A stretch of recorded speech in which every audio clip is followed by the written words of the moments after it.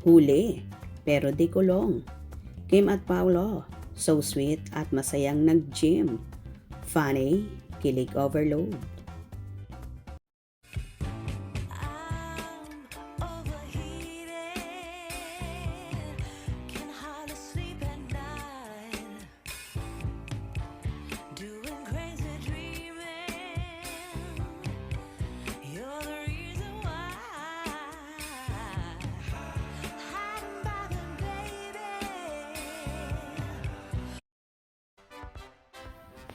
Balik gym nga si Kim Chiu.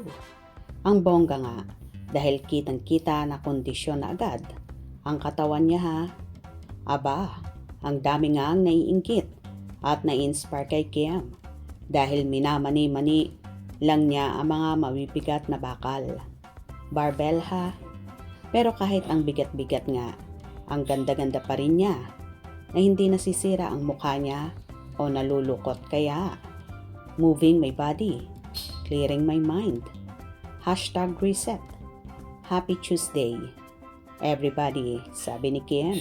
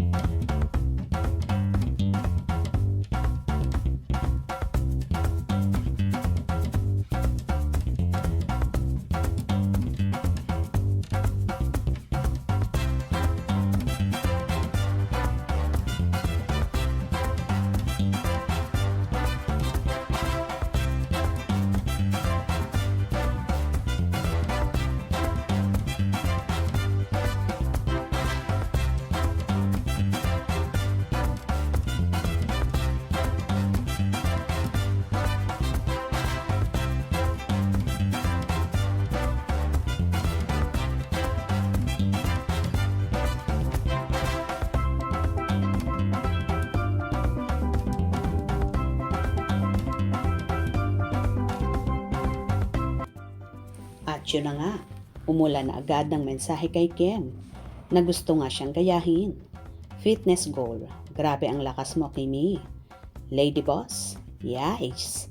Mindset, wow, ang muling pagbabalik ni Kim sa gym. Of course, with Paolo Avellino. Si Kim talaga ang motivation ko para hindi maging tamad sa gym. Pero sa bahay lang ako nagwo-workout. Kahit pagod, sobrang ganda pa rin. Walang make-up. Grabe, parang ayoko nang kainin itong nasa harap ko. Habang pinapanood ko si Kim, ibang klase.